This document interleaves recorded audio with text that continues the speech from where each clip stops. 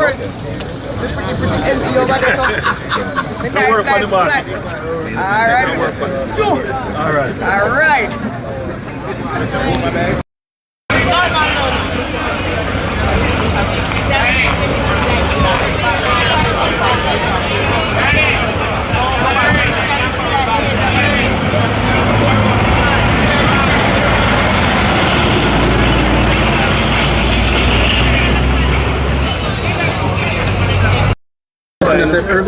Everybody get that. Everybody eat off. Sorry.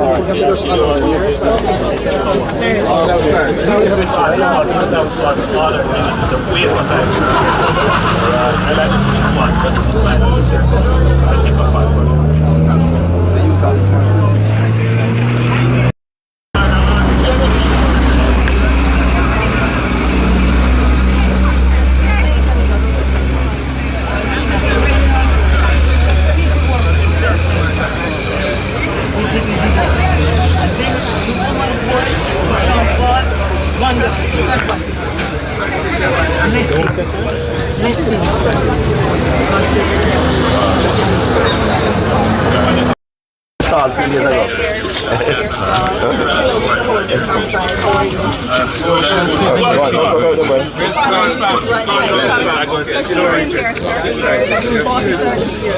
Whoa. Since I was going to school. Since I was 13, I started working. Very long time. So you must be very happy with what has happened here. Yes, I'm very happy. I'm very grateful. And I must say I appreciate this gesture that you guys have come together and put together for us. We really appreciate it. No, very good. Blessings. Yes. Floyd, you are responsible here. How much? Wow! You see what I'm talking about, economy? I take you going. Keep your picture. Minister paid for that. That's true.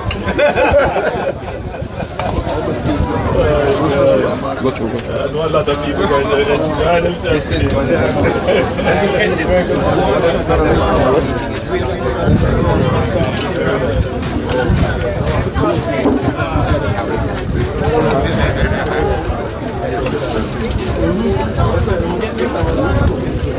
Sorry.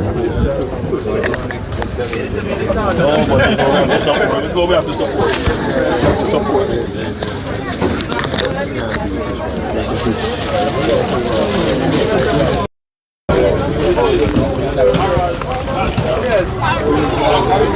Excuse me.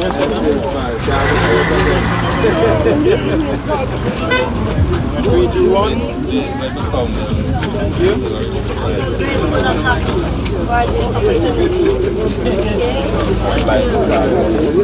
Good.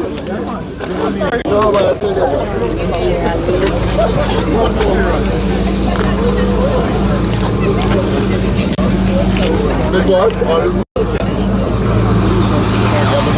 Yes. Oh. Bunny? Yeah. Richie.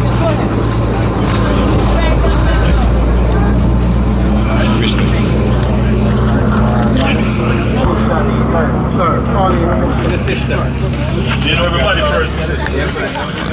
Sir, Paulie, the camera walking with that. So, what you have in there? Right here.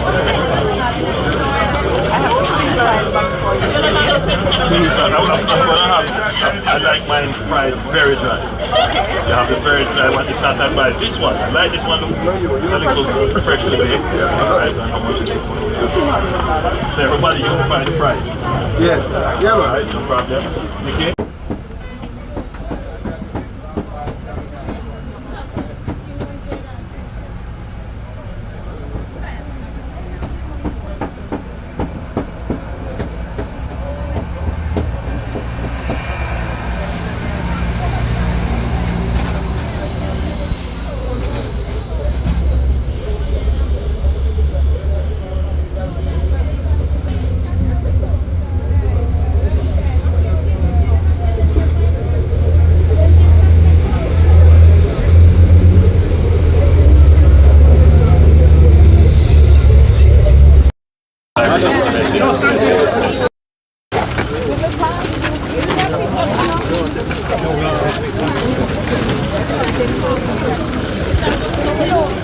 TVJ Bunny. You know Bunny from TVJ?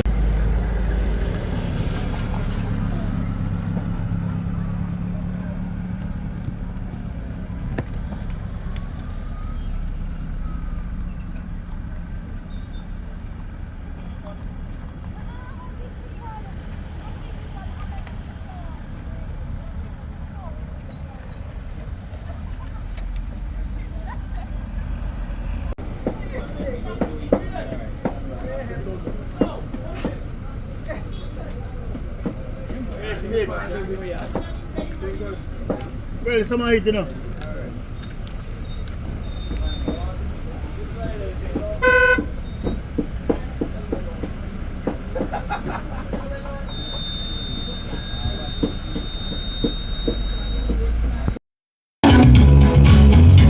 It was really destroyed.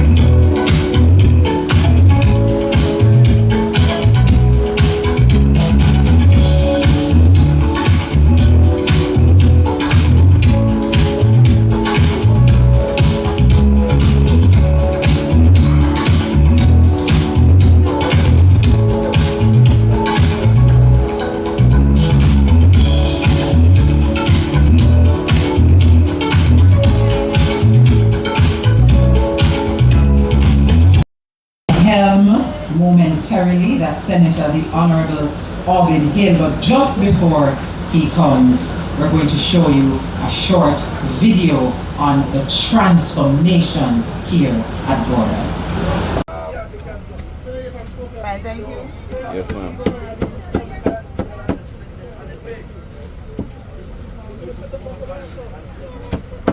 Are you a bit done of pepper? Yes, sir. I'm eating some pepper. Put on my shrimp. Oh, yeah.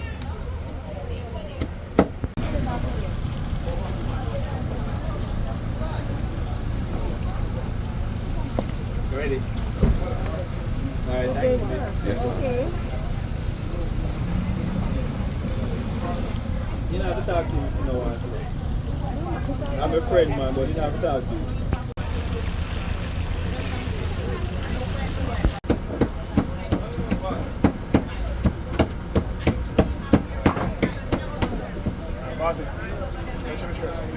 Eh?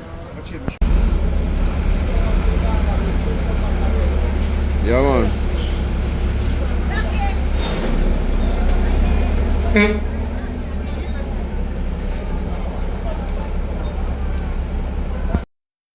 Garnet Reed. I'm president of the Small Business Association of Jamaica.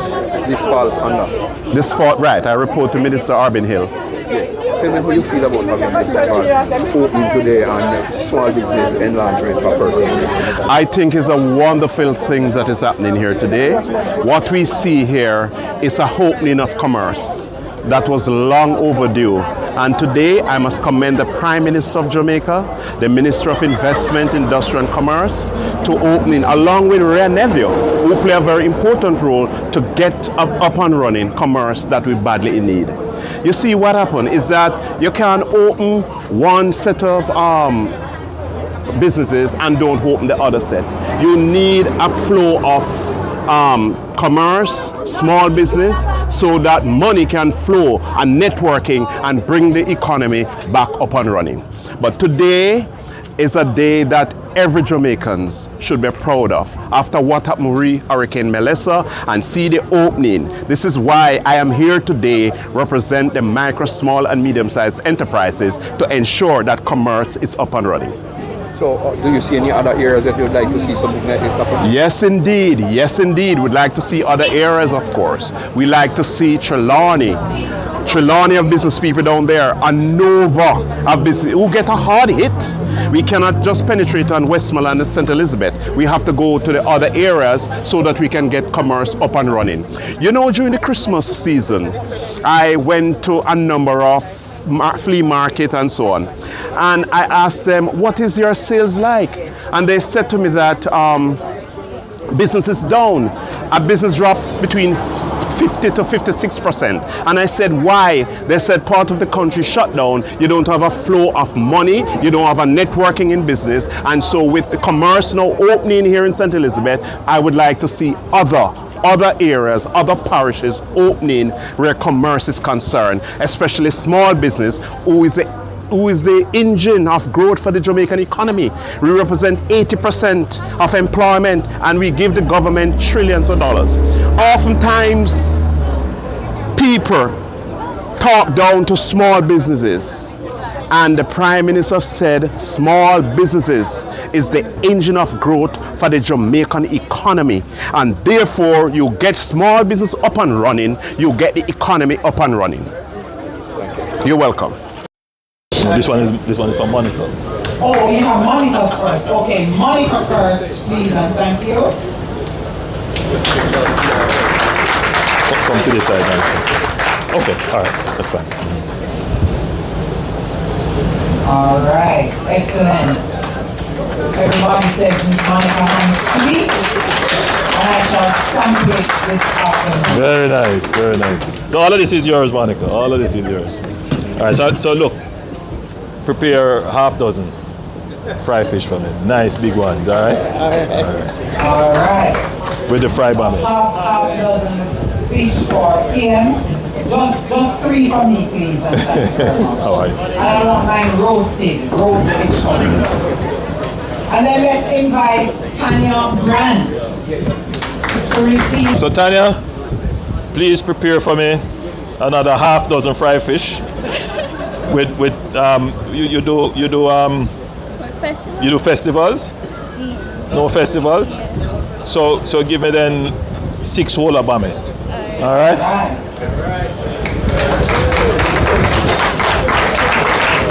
Very nice. Thank you so much. It's in there for you.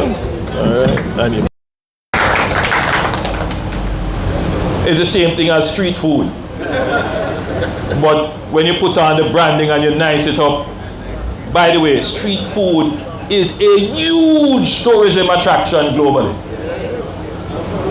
Huge.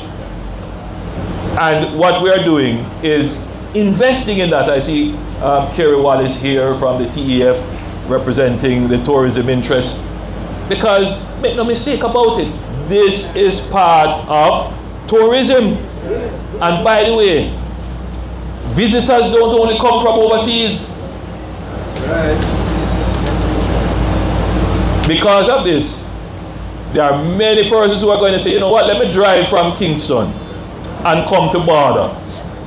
And because the ministry has made an investment in putting in not just the kiosks, but as a place that you can park. I gather there are some bathroom facilities, as they call them, and other facilities for people to stop and enjoy, that you may get more customers coming, more what they call them, dryland tourists, coming to participate, and you know, that's more business.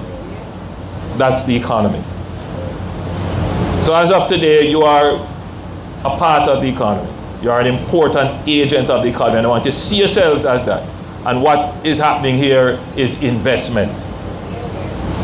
And you are investors and business people. That's the mindset that I want you to have. And once you start to have that mindset, then you start to think about how you're going to grow, how you're going to innovate, how you're going to bring on new products, new services, greater conveniences.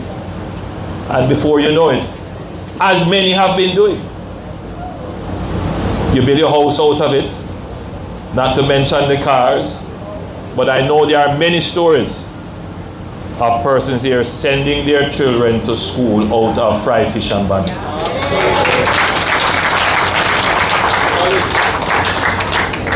Nothing wrong with that.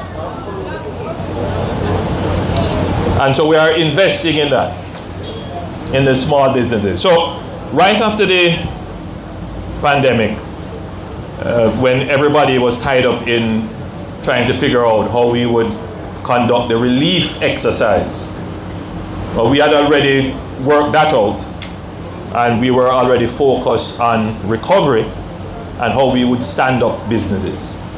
Now, whenever you're in a disaster, there's a certain mindset that comes in, and if you're not careful in managing the disaster, you get locked into a mindset. All right, and the mindset is you want to deal with the thing that you see in front of you, the immediate need. That's important, and sometimes the population is not yet ready to receive information about other things that don't appear to be immediate. But governments have to be thinking 3 or 4 steps ahead. That's why you elect them, right? So I gave a directive to Minister Hill, and I can't take tales out of cabinet, but he interpreted as it was a directive, get it done, and he did. I had to call him a few times and remind him that his ministry is in Kingston. Do was to return to normalcy very quickly. So yes, we want to be giving out food packages, but that's not normal, right? Normalcy is when the local community shops, places like Border, the little plazas, when they return to normal, meaning they can start to sell goods, you can get gas, you can go and buy ice if you don't have electricity. You want to get those business clusters up and running. And that's where we were, 4 or 5 days after the hurricane. We spoke very early about a generator program. Again, as I said, governments have to be 2 or 3 steps ahead of what everybody else is thinking. So yes, there were generators donated in shipments from our partners, but we got maybe about 600 generators. I'm speaking, I don't have the exact figure here with me. But the need for generators would be possibly about 150,000 households, not to mention businesses. I don't know how you would share up that amongst all the needs. None of the generators that were donated were given to any commercial entity. Not one. We took a policy decision that all generators will be given to build resilience in the state. So they were given to state entities. They were given to the police, who were incredible first responders. They were given to the JDF, again, incredible first responders. They were given to hospitals. They were given to parish council offices. And of course, they all have to account for them. But after Hurricane Melissa, we can now say that there are many state entities which didn't have backup power before, that now they have backup power, but they have to do one other thing. They have to now show how they're going to maintain it and put in their budget how it will be replaced when they will inevitably lose their functionality. So what we have done is to use those generators to give us a kickstart for resilience building, for business continuity, meaning the functioning of government business after a disaster. What we did, however, is to make an allocation from the budget through the Ministry of Industry, Investment and Commerce to purchase generators. And those generators were made available to small businesses up on assessment, meaning if you didn't need it, then we didn't give it.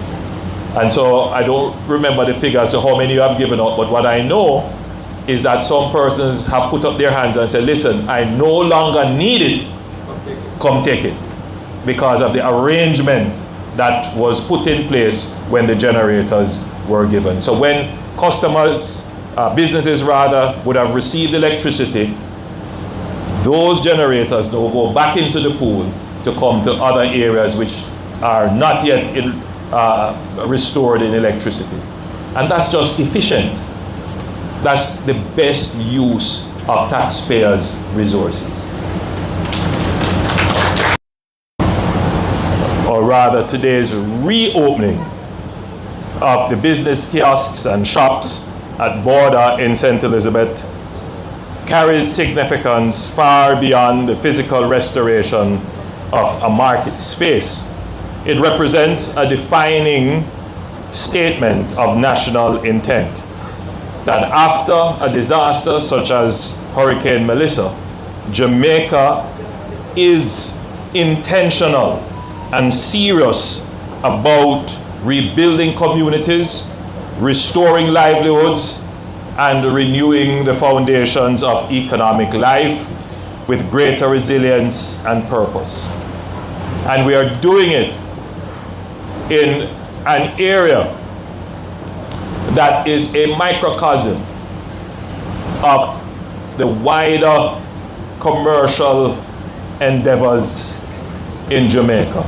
That is with the MSMEs, the small, the medium, small, and micro enterprises.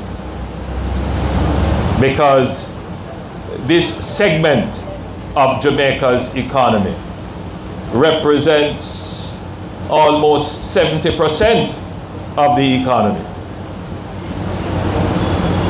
It is significant. It is a large employer of labor.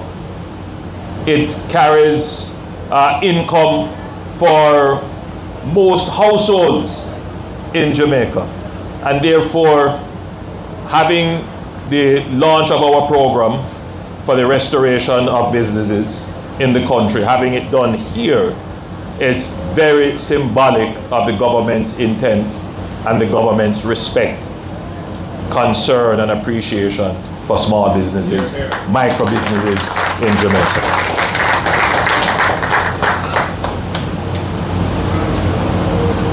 If you listen to my presentations, you will hear me emphasize the importance of the economy. And I've oftentimes tried to break down the economy in its simplest form to make it accessible and relatable, because there is a sense in many Jamaicans, including many of the lovely ladies here gathered well decked out in their branded aprons, that they may sometimes feel we're not a part of the economy. In other words, there is a certain sense of non-inclusion in the wealth of the nation. And that is historical.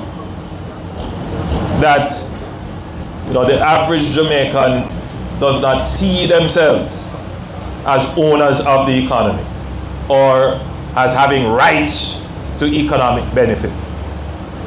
And we must change that. We have to change that mindset. And we want every Jamaican to feel that they are an important part of the economy, that they can articulate and navigate and get opportunities and do well and be successful in the economy, no matter how small their participation in the economy is.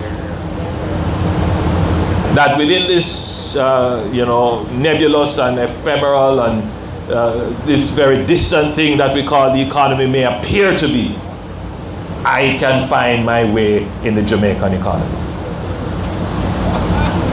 And that is what we are doing as a government. Yes, a few days ago, I was opening a manufacturing enterprise, a $70 million investment in a brewery.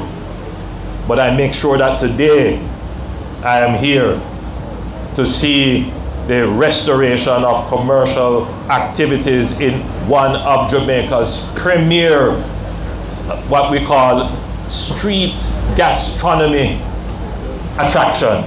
You like the word? But there are some people who believe that in a disaster anything goes, and we shouldn't apply thought to what we are doing. As I reflect upon that period of the response, and as all of you would have been following some of the discourse around this very small element of the response, I hope you realize that good government matters. That you could have government that would have taken other decisions that would have led to a waste of your resources. Good government matters. And so, I'm standing here today to report, as the Minister of Industry, Investment and Commerce has reported, that we have worked closely with the distributive trade, and they have contributed largely to the restoration of business. Companies such as Wisinco, Carimed, Jamaica Broilers, Lasco partnered with the Ministry of Investment, Industry and Commerce to support the restoration of the distributive trade right across Jamaica. In total, 1,377 businesses across 5 parishes were formally assessed between November 10 and December 31st. St. Elizabeth alone accounted for 160 assessments. And every one of these businesses that were assessed represents people. It represents a household. It represents livelihood. And so against this backdrop, we have the Business Restoration Program. And what you are seeing here today is the conclusion of just one of the interventions in the Business Restoration Program. By the way, this is going on right across Jamaica, but this is a cluster.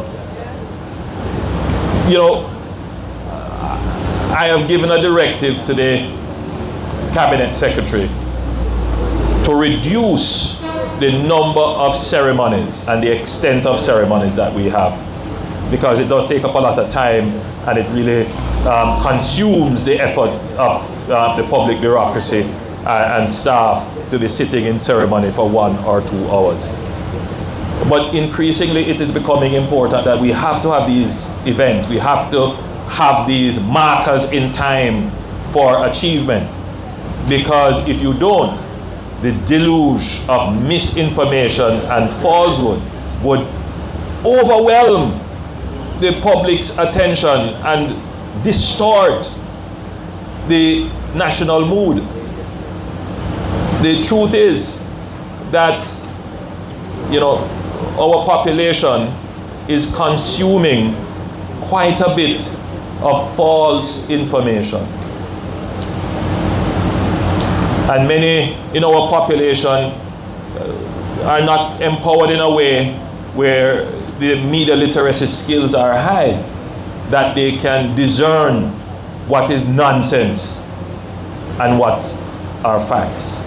And so the government has to take this kind of forward-facing, frontal position to bring information. We almost have to be in your face every day to counteract the deliberate falsehoods that are being spread.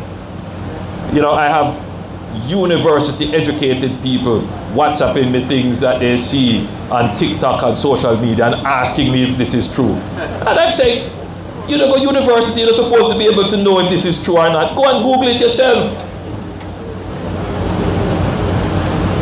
But it tells you the dumbing down of the society that is taking place because of the deluge of falsehoods. And it's not just Jamaica. And when I speak to my CARICOM colleagues, they have the same thing. When I speak to my colleagues and friends in other countries in leadership positions, including prime ministerial and presidential positions, they lament the same thing. That their population is being assaulted by a deluge of falsehoods that changes the public mood and makes it absolutely difficult to govern. A game which does not benefit the country.